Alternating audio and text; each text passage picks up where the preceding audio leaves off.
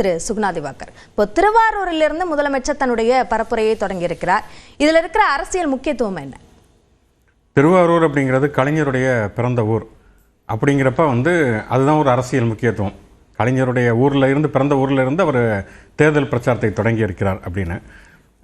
நேற்று அதே மாதிரி 2 நாட்களுக்கு முன்பு நேற்று உதயநிதி ஸ்டாலின் துணை முதலமைச்சர், திமுக இளைஞரணி செயலாளர், அவர் காஞ்சிபுரத்திலிருந்து தன்னுடைய பிரச்சாரத்தை தொடங்கி இருக்கிறார். இதில் பொதுவாக இப்போ திமுக கூட்டணி அப்படின்னு எடுத்துட்டோம்னா அவங்க தங்களுடைய வெற்றிகளுக்கு 3 விஷயங்கள் மிக முக்கியமாக கருதுகிறார்கள். ஒன்று என்னென்னா, அவங்க நிறைவேற்றக்கூடிய மக்கள் நல திட்டங்கள். இன்றைக்கி கூட பார்த்தோம்னா அதுக்கு ஒரு மிக நீண்ட ஒரு பட்டியலை ஸ்டாலின் வாசித்தார் அப்படிங்கிறத பார்க்குறோம். கிட்டத்தட்ட இப்போ மகளிர் உரிமை தொகை அப்படின்னு எடுத்துட்டோம்னா ஒரு 1,31,00,000 பெண்களுக்கு போகுது. அதே மாதிரி தமிழ் புதல்வன், புதுமை பெண் மாதிரியான திட்டங்கள்லாம் அது ஒரு 19 லட்சம். காலை உணவு திட்டம் அப்படின்னு எடுத்துக்கிட்டோம்னா ஒரு 13 லட்சம் குழந்தைகள். இப்போ விடியல் பயணம் அப்படின்னு சொல்லிட்டு ஒரு மிகப்பெரிய நீண்ட பட்டியல் இருக்குது. இந்த மக்கள் நல திட்டங்களின் மூலம் பயனடைந்தவர்களுடைய வாக்குகள் தங்களுக்கு கிடைக்கும் அப்படின்னு சொல்லி அவங்க நம்புகிறாங்க.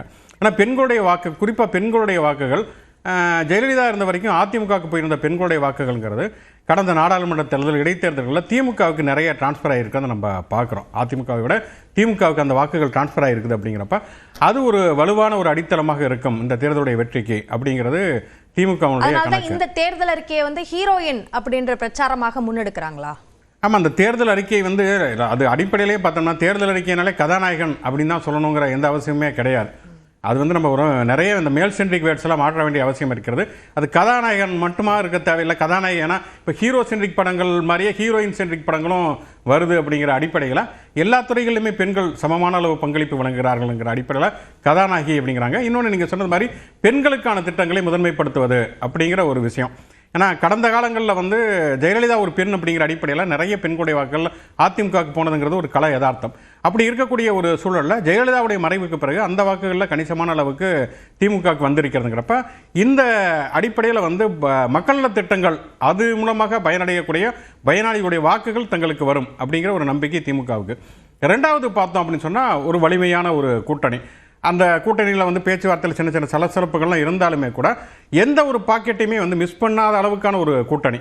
இப்போ நீங்கள் பார்த்தீங்கன்னா, நீங்கள் எம்ஜிஆர் கலைஞர் காலத்திலேருந்து பார்த்தீங்கன்னா ஒரு முஸ்லீம் லீக்னா இங்கே ஒரு அப்துல் சமத் இருப்பார், அங்கே ஒரு அப்துல் லத்தீப் இருப்பார்.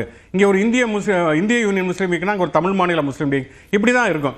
ஆனால் இப்போ பார்த்தோம்னு சொன்னால் திமுக கூட்டணியில் தான் 4 முஸ்லீம் அமைப்புகள் இருக்கிறார்கள், 4 அருந்ததியர் அமைப்புகள் இருக்கிறார்கள்.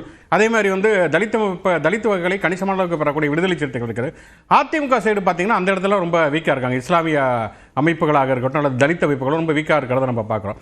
அப்போ எல்லா இஸ்லாமிய அமைப்புகள் இல்லாம இருக்காங்க இல்ல குறைவா இருக்காங்க என்பதனாலேயே இஸ்லாமியர்களோட தேர்வு அதிமுகவா இருக்காதுன்ற முடிவு எடுத்துட முடியுமா? இல்ல, பிஜேபி கூட்டணி அப்படின்னு போயிட்டாலே இஸ்லாமியர்கள் கிறிஸ்தவருடைய வாக்குகள்ங்கிறது அதிமுக கிடைப்பது கடினம்.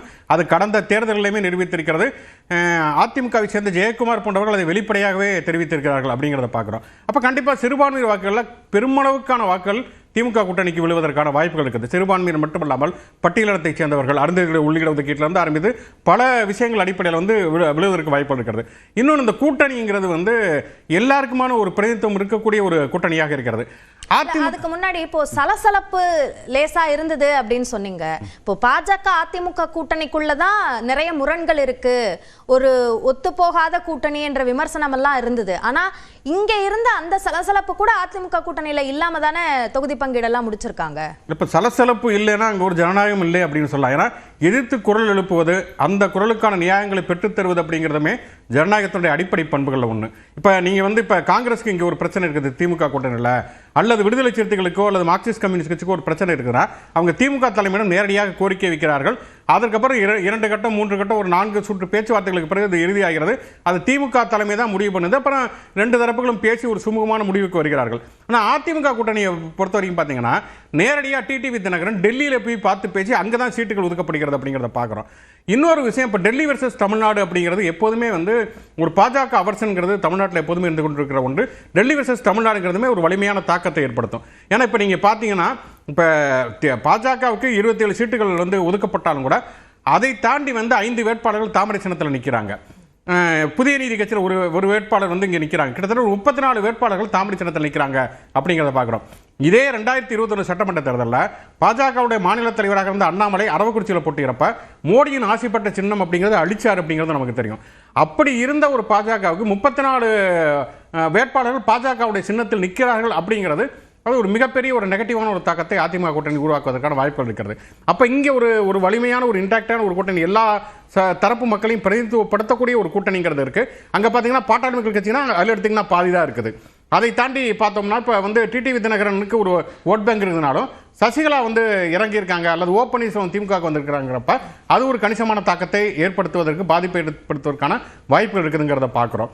ஆக மொத்தம் பார்த்தோம்னா ஒன்று மக்கள் நல திட்டங்கள், இன்னொன்று வலிமையான கூட்டணி, மூன்றாவது திமுக 5 ஆண்டு காலம் ஆட்சி நடத்திருக்காங்கிறப்ப ஒரு அதிருப்தி வாக்குகள்ங்கிறது இருக்கத்தான் செய்யும். திமுகவுக்கான ஒரு எதிர்ப்பு வாக்குகள் இல்லை ஆட்சியின் மீதான அதிருப்தி வாக்குகள்னா அது இதுவரைக்கும் வந்து ஒட்டுமொத்தமாக ஏடிஎம்கே மட்டுமே வந்து கன்சாலிடேட் பண்ணிக்கிட்டு இருந்த ஒரு காலகட்டத்தில் விஜய் அப்படிங்கிற ஒரு புது பிளேயர் வந்திருக்காருங்கிறப்ப அவர் ஒரு கணிசமான வாக்குகளை பிரிக்கிறார். திமுக வெர்சஸ் தாவேகா, திமுகவுக்கு நாங்கள் தான் முதன்மையான எதிரி அப்படிங்கிற ஒரு நேரட்டிவை தொடர்ச்சியாக ஒரு பேசுவதன் மூலமாக திமுகவை பிடிக்காதவர்கள் அதே நேரத்தில் வந்து எடப்பாடி பழனிசாமி தலைமையின் கீழான அதிமுகவை ஏற்றுக்கொள்ளாதவர்களுக்கான இன்னொரு சாய்ஸாக தாவேகா இருக்கிறது. அப்படிங்கிறப்ப அதில் ஒரு கணிசமான வாக்குகள் அதிமுக கூட்டணியிலிருந்து போவதற்கான வாய்ப்புகளும் இருக்கிறது. அதுபோக வந்து அதிமுக கூட்டணியில் ஒதுக்கப்பட்ட இடங்கள் அப்படிங்கிறது கூட்டணி கட்சிகளுக்கு நிறைய பாதகமான இடங்கள் கொடுத்துருக்காங்க. கிட்டத்தட்ட 14 அமைச்சர்களுக்கு நேரடி போட்டியாக கூட்டணி கட்சிகள், அப்புறம் தஞ்சாவூர், திருவாரூர், கும்பகோணம், ராமநாதபுரம் இதிலெல்லாம் வந்து கூட்டணி கட்சிகள் நிற்பதுங்கிறது கிட்டத்தட்ட ஒரு 20 சீட்டுகள் வந்து திமுக வந்து இப்பொழுதே வெற்றி பெற்று விடுகிறது அப்படின்னு அனௌன்ஸ் பண்ணக்கூடிய அளவிற்கான ஒரு பலவீனமான வேட்பாளர் நிறுத்தப்பட்டிருக்கிறாங்க. அப்படிங்கிறது திமுக கூட்டணிக்கான ஒரு சாதகம். இந்த அம்சங்கள் இவ்வளவு பாயிண்ட்ஸ் இருக்கு அப்படின்னு சொல்றீங்க. இப்போ முதலமைச்சர் பிரச்சாரத்தை மேற்கொள்ளும் போது அதே பாஜகவுடனான அதிமுகவுடைய கூட்டணியை விமர்சித்து தன்னோட பிரச்சாரத்தை சொல்றார். எடப்பாடி பழனிசாமி தன்னோட பிரச்சாரத்துல திமுக மீதான விமர்சனங்களை வந்து முக்கியத்துவப்படுத்துறாரு. இப்போ இரண்டுக்குமான வித்தியாசத்துல எது மக்கள் கிட்ட ஈடுபடும்? இல்லை, ஒன்று வந்து இப்போ ஒரு எதிர்க்கட்சி அப்படிங்கிற அடிப்படையில் 5 ஆண்டுகள் ஆண்ட ஆளுங்கட்சியின் மீதான விமர்சனத்தை தான் ஒரு எதிர்க்கட்சி வைக்கும். அதுதான் ஒரு இயல்பு, அதில் எந்த விதமான தவறுமே கிடையாது. ஆனால் நீங்கள் வந்து ப்ளஸ் மைனஸ் வந்து களத்தில் பார்க்கிறப்போ ஆன்டி இன்கம்பன்சி அதிகமாக இருக்குதா இல்லையா, நீங்கள் கடந்த எடப்பாடி பழனிசாமியுடைய ஆட்சி காலகட்டத்தில் இருந்த ஆன்டி இன்கம்பன்சி அளவுக்கு இப்போ அவ்வளவு இல்லை அப்படிங்கிறது ஒரு யதார்த்தமான ஒரு விஷயம். இன்னொன்று நீங்கள் பார்த்தீங்கன்னா நேற்று பிரச்சாரத்தை கூட உதயநிதி ஸ்டாலின் ஒன்று சொல்லியிருப்பாரு. என்னன்னா, நான் பிரச்சாரத்தை தொடங்குறப்ப அண்ணா பிறந்த காஞ்சிபுரத்தில் வந்து தொடங்குகிறேன், ஸ்டாலின் தொடங்குகிற பொழுது அவர் வந்து கலைஞர் பிறந்த திருவாரூர் வந்து தொடங்குகிறார், ஆனால் எடப்பாடி பழனிசாமி பாஜக போட்டியிடக்கூடிய மயிலாப்பூர்லேருந்து தொடங்குகிறார் அப்படிங்கிறது இருக்கு. அப்போ பாஜகவுடைய ஆளுமைக்கு கிட்டத்தட்ட அதிமுக போயிருச்சு அப்படிங்கிற ஒரு எண்ணம் மக்கள் மத்தியில் வந்துருச்சு. அப்படிங்கிறப்ப எடப்பாடி பழனிசாமி அவரோட பிரச்சாரத்தை பல நாட்களுக்கு முன்பே தொடங்கிட்டார்ல, இப்போ தேர்தலுக்கு பிறகாக அது அப்படியே கண்டினியூ ஆகுதுன்னு தானே பார்க்கணும். அதாங்க முதல்ல தொடங்கினது மயிலாப்பூரில் பாஜக போட்டியிடக்கூடிய தொகுதியிலிருந்து அவர் தொடங்குறான்னு பார்க்கணும். இல்லை, ஒரு சின்ன உதாரணம் ஒன்றும் இல்லை. நேற்று டெல்லியினுடைய நாடாளுமன்றத்தில் வந்து பாஜகவுடைய எம்பி லட்சுமணன் என்ன பேசுகிறாருன்னா, இஸ்லாமியர்கள் வந்து பிற்படுத்தோர் பட்டியலில் வந்து இடஒதுக்கீடு கொடுக்கக்கூடாது அப்படிங்கிற ஒரு விஷயத்தை வந்து பாஜக எம்பி பேசுகிறார். அதிமுக கடந்த என்ன எதிர்வினை? ஏன்னா இதே தான் கடந்த நாடாளுமன்ற தேர்தலில் மோடி இந்தியா முழுக்க என்ன பிரச்சாரம் பண்ணார்னா, காங்கிரஸ் கட்சி ஆட்சிக்கு வந்து விட்டதுன்னா இந்துக்களோட இடஒதுக்கீட்டை தூக்கி முஸ்லீம்களுக்கு கொடுத்துரும், இந்துக்கள் வீட்டில் இருக்கக்கூடிய எருமாடுகள் எடுத்து முஸ்லீம்களுக்கு கொடுத்துரும் அப்படிங்கிறப்ப கூட்டணி இல்லாத பொழுது கூட எடப்பாடி பழனிசாமி அதற்கான கண்டனங்களை தெரிவிக்கவில்லை. அப்படிங்கிறப்ப இதெல்லாம் எதிர்வினைகளை ஏற்படுத்து. இப்போ வந்து ஏடிஎம்கே பாஜக கூட்டணி வந்துருச்சுன்னு சொன்னா முஸ்லீம்களுக்கான இடஒதுக்கீடுங்கிறது இல்லாம போயிடும், அல்லது கிறிஸ்தவர்களுக்கான இடஒதுக்கீடுங்கிறது இல்லாம போயிடும். திமுகவுக்கான முக்கியத்துவத்துல கூட்டணி பலமாக இருக்கு அப்படின்னு சொல்றீங்க, இங்கே கூட்டணி தான் பலவீனமா இருக்கு அப்படின்னு சொல்றீங்க. ஆனா அவர் கூட்டணி கட்சிக்காக தன்னுடைய பிரச்சாரத்தை தொடங்குறாரு எடப்பாடி பழனிசாமி. இங்க ஸ்டாலினோ உதயநிதியோ திமுகவுக்கான பிரச்சாரமா தானே அதை தொடங்குறாங்க. கூட்டணி கட்சிக்கான பிரச்சாரம்னா அது யாருக்கு? பாஜகவுக்காக தான் அவர் தொடங்குறார். கூட்டணி கட்சிகளுடைய மற்ற கட்சிகளுக்காக இல்ல, பாஜகவுக்காக அவர் தன்னுடைய, அதாவது ஒரு குறியீடாக சொன்னார் உதயநிதி ஸ்டாலின் சொல்றப்ப, நாங்கள் அண்ணா பிறந்த கலைஞர் பிறந்த ஊர்ல இருந்து தொடங்குகிற பொழுது அவர் வந்து பாஜக வேட்பாளர் மயிலாப்பூர்ல இருந்து அவர் தன்னுடைய பிரச்சாரத்தை தொடங்குகிறார் அப்படிங்கிற ஒரு 2 முரண்பாடுகளுடைய ஒரு குறியீடாகத்தான் அவர் சொல்லுகிறார் அப்படிங்கிறத பார்க்கிறோம்.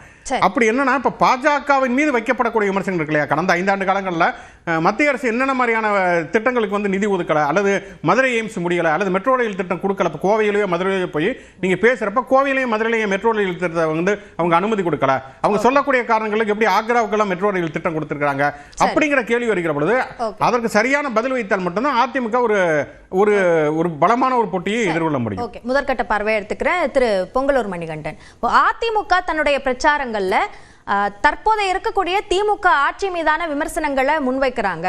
அப்படி அந்த ஆன்டி இன்கம்பன்சி அப்படின்றது தான் அதிமுகவோட வியூகமா இருக்கும்போது அதை பிரிக்கிறதுக்கு விஜய் வர்றாரு அப்படின்ற ஒரு கருத்து சொல்லப்படுது. உங்களுடைய பார்வை என்ன?